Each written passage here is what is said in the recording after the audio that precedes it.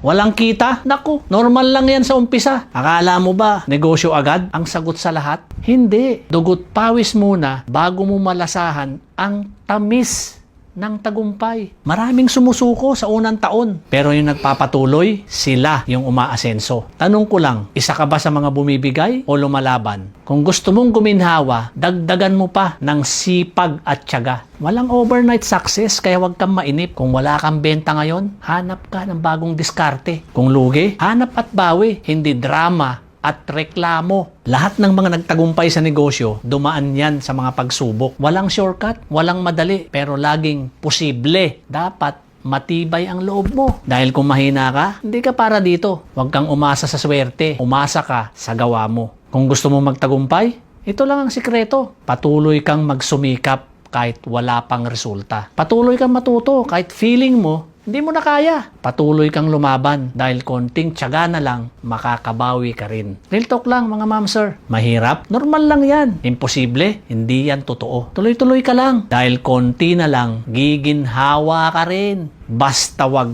kang susuko.